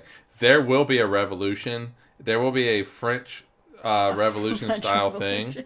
And It didn't work out well, the French Revolution. Just FYI. the working class eventually is going to rise up. It's not like communist revolutions and socialist revolutions happen in a vacuum. So in 200 years, it's either going to be that the rich have just destroyed everybody. Well, it'll all be AI. I mean, yeah, that's kind of... It's all AI in 200 years. Or the working classes will have risen up, and in 200 years, hopefully, people like us will be able to make it to space. We've been saying the which is working the class latter. rise up for the last 150 years. Hasn't really happened yet. No, but I mean, I'm on your side. Don't get me wrong. no, there's only this type of stuff can only. This is so hangover, isn't it? Well, we this- are in it. It's like I woke up. I have a whole thing I want to talk about too. That's in the trash. No, No, let him finish his point, and then you can talk about the thing. no. Go ahead. It's all you. It's all you. No, Go ahead. this is the hangover. You're No, ready to go. No, seriously. Go ahead. Go ahead. No, I'm not going We back all- to that. Let's talk about this. This is what we we're all here. hate billionaires. At the end of the day, Yeah, I mean, pay your fair due. this trajectory that we're on just can't last. All right, your point. Imagine all God. the people. No, we're gonna get back to this because at least 48% of this country still want to suck the dick of the rich. At least 48%. Look, I don't see how we get back. End of the day, we have maybe 2 billion years before it starts to get real toasty here on the Earth, because the sun is going to do its thing of, running out of fuel and expanding and whatnot and shit. So eventually, we either humanity as a species all dies out, with the majority of the species on the planet, except for probably tardigrades and maybe cockroaches. We'll see. Well, they'll see. We won't. Or we find some way to get out of Dodge and move out a little further that's habitable. Light year moving technology still seems a little bit science fiction and out of the realm of physics possibility for us. But Right. at the end of the day, we're either dying collectively as, all life on Earth, or getting out of Dodge as Right. an intelligent And species on So, Earth. but here's the thing. The average lifespan. So at some point we have to work together, or it's just like rich people going out there, which they're not going to last long. Right.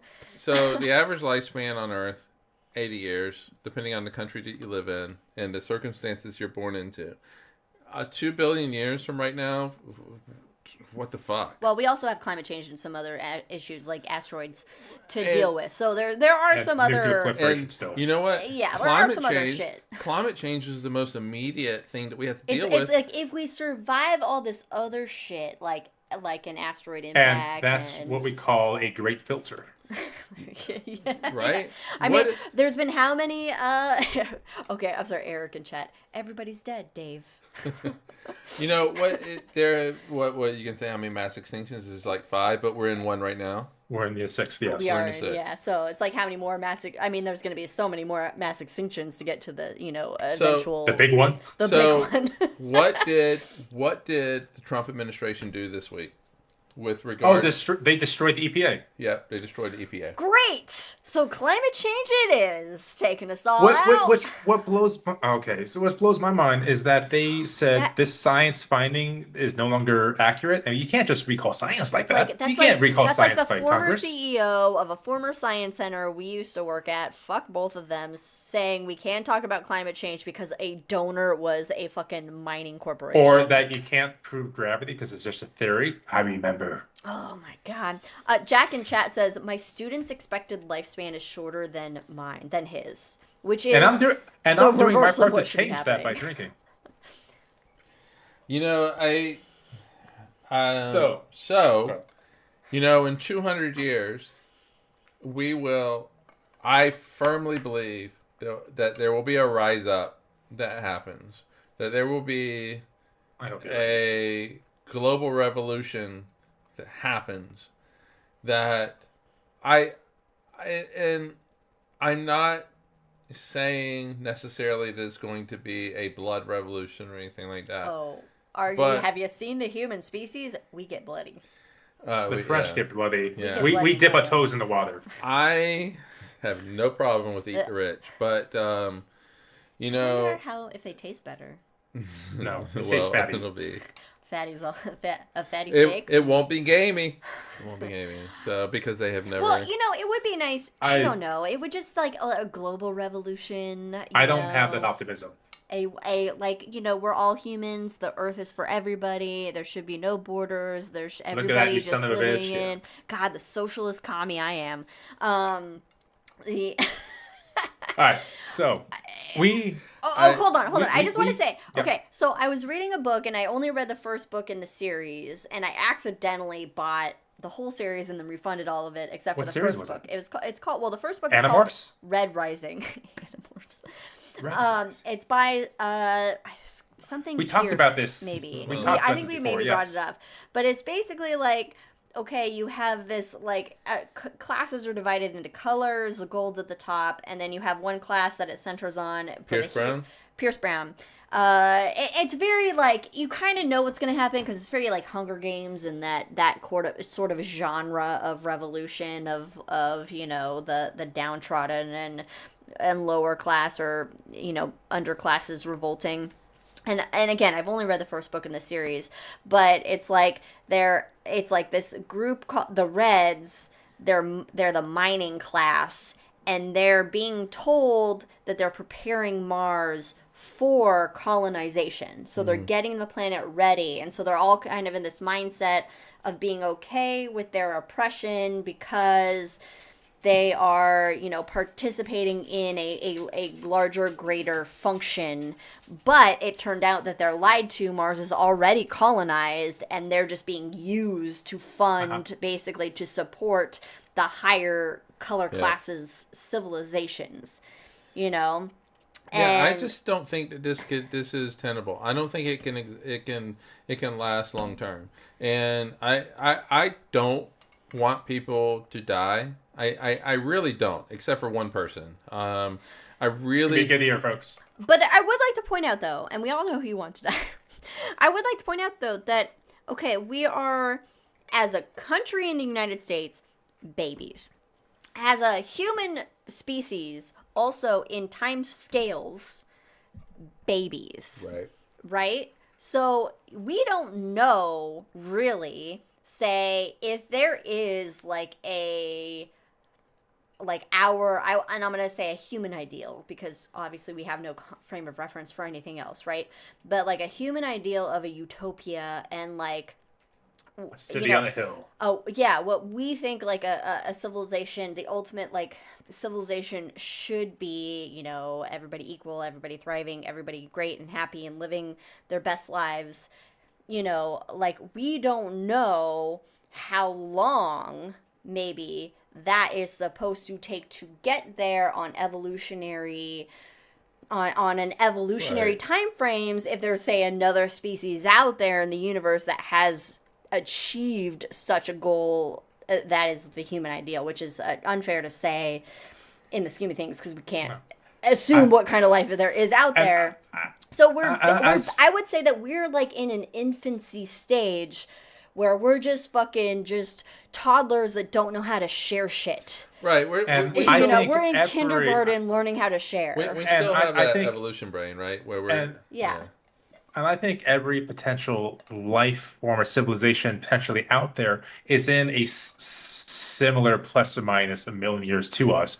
Because I still love the idea that our generation of stars are the first generations that can support life that we know it's with the heavy elements, with the oxygen, with the heavy that can actually have life evolve. But what's interesting though, and just sorry to cut you off, is that how James Webb though is we keep finding galaxies that are in a state that is beyond older than we thought it should be at that time in the universe's existence, you know. So our time scales of things are not necessarily accurate. But those galaxies that we are discovering are so significantly far away, even if we achieve our most dynamic science fiction realities, we still can never interact or see them. Oh, okay, yeah, but the whole interaction thing is or know they exist. Well, unless you talk to some cow farmer in Kansas. And I think, did you say it this way? Is that what we see these galaxies, and the way that we understand the universe and galaxies and things like that, that the state that they're in should happen later than we're seeing it. So it is happening earlier in the universe, which means all of this stuff could have evolved so much earlier. That's what my meaning is that maybe there is populations. I've had a drink and a half, and so with heavier elements that is like, you know, earlier than, you know, our generation that we think, you know, or what the heavy But- metal distribution, then you know what I'm saying. Whatever. But my point is, Pippin, we're clearly overreacting. Just kidding. We're not overreacting. We might be, No. but Wasn't probably there something not. about Artemis that you wanted to talk about? Oh my God! I wanted to go through the Artemis history of is the a constellation. I goddess wanted to go and through the archer? history of the constellation program, with the Ares 1 under Bush, under the Columbia it- Investigation Board. Let it be known that I tried to get you to go back. Can but I you just were like, say no. that This is a hangover. Aries is not an Because- appropriate name because Aries Because is we the were going to god of war. Mars. Yes, because we were going to Mars. That was the point of the Ares. Is it too close to Aryan? No, Aries Oh. is No, god of war. Aries. I'm just saying. And Oh, to be okay. fair, the the general schematics of the Ares Super Heavy became the Space Launch System. Oh. Yeah, that's really and yeah. So yeah, we still have 2 shots to record. we do. Okay, so I feel like we've just made everybody depressed and whatever. But okay, the good news. Just find your nearest billionaire and eat them. It's not hard. Everybody try to get a passport if you're in the United States. But the good, I would say the good. Katie, don't change your Mine's name in after you there. get married. But the good news is, I would say that if we look at history, okay, we can see a progressive change to the positive. Okay. Yeah. Like, yes, okay, well, the French Revolution may have backslid, but look at France today. So, Look at Europe. in we're, general I'm today. sorry, but the U.S. is due for a backslide before pushing forward.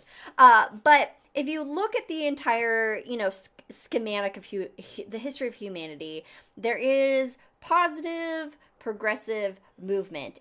And the downtrodden, the walked upon, the masses of people, they always outnumber the few that get greedy and whatever that are in charge. I know you're wrapping this up, but I know, I'm curious. I know. I'm Okay. curious. I'm curious. I have a question for Liz. Okay, yes. And I have a I'm statement. I Oh. have a story. All right. Is it a statement or a story? It's okay. Whatever. What's your question? You had mentioned it's a generally history progresses towards the betterment. What does betterment mean? Well, look. Okay, if you That's just not a look wrap at... up question. I know it's not. Okay, but if you look at history, okay, and you can Where we- see... Let's look at just, like, women, all right? Like, in ancient Greece, women could vote.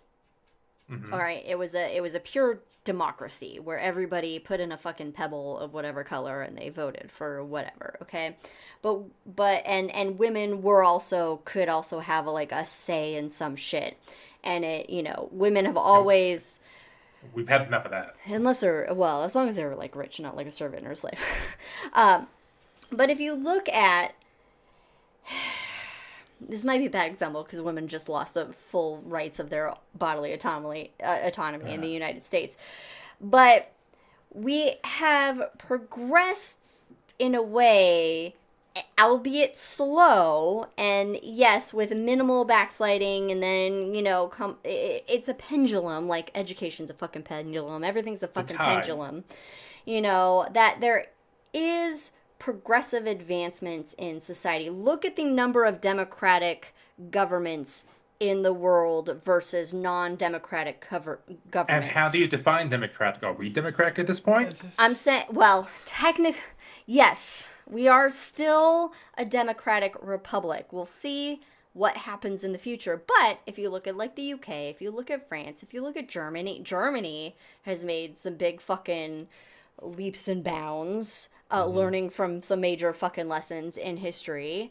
If you just look at on a whole, that things have progressed in a way where the masses of people, when they do rise up, when they do go, when they get together and say we've had enough, those changes tend to stick in some sort of way. Maybe not everything, but there are some things that stick. And so it's a slow advancement, but there is advancement. We have not seen a recession into complete dark ages for everybody, into complete, you know, into complete,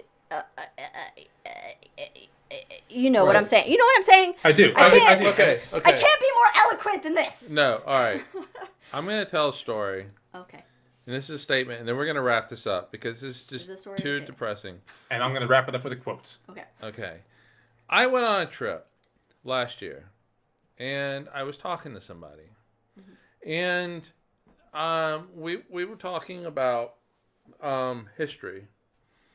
Because actually, when I go places, I do love to get people's perspective on things. It's so much fun. And which, you know, if you ever want to talk to me about Poland and Napoleon, you know, do so, because it blew my mind. It was fascinating. So I'm having a conversation with this person, and he said basically, shit's gonna get real dark. I'm paraphrasing. Shit's gonna get real dark for you guys. But this was part of a much larger story that he was telling.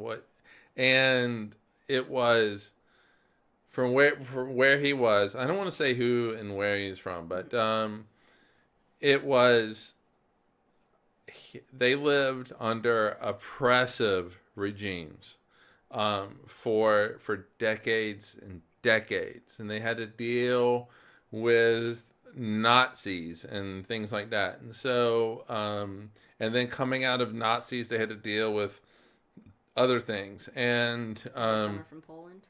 What? Is it someone from Poland? Nope. Okay. It is not. And they were saying how dark it was. But then it was, hey, now where we are, this is the greatest time ever, because you do come out of this. It's going to be dark for you guys right now, but you are going to come out of this. It's like in the great stories, Mr. George. Exactly. Take us home, Brandon. Take us home. Oh, we don't do train. That's not the quote I was going for. Okay, but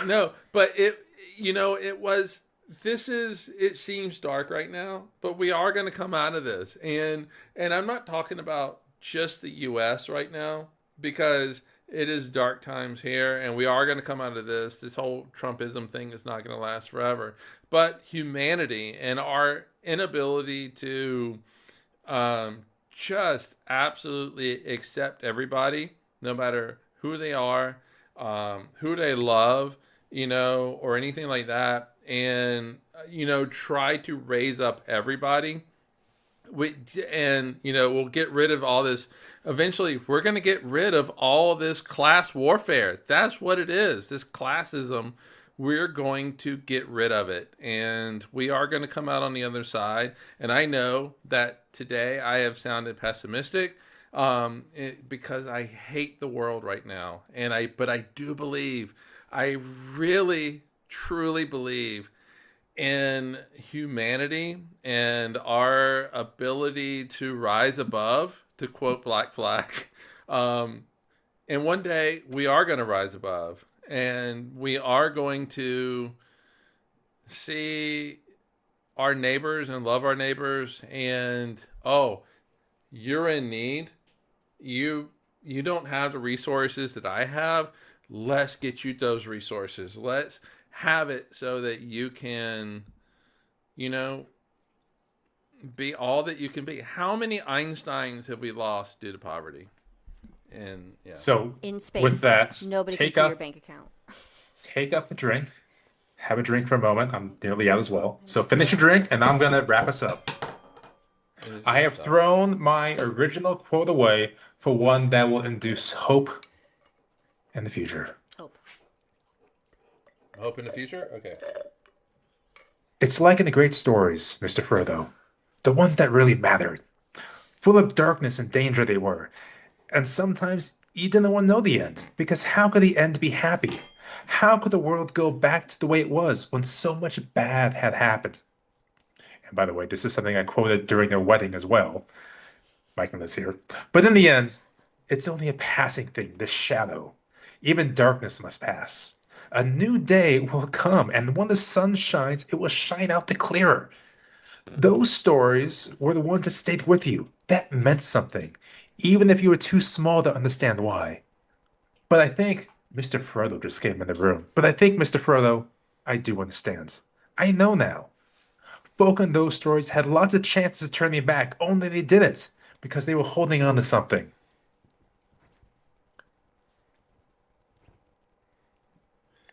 And you guys say, what were they holding What on were they to? Yeah, what holding were they? on to? Okay. That there's some good in this world, Mr. Frodo, and it's worth fighting for. So, with that, ladies and gentlemen, thank you for joining us for this epic hangover. We appreciate you.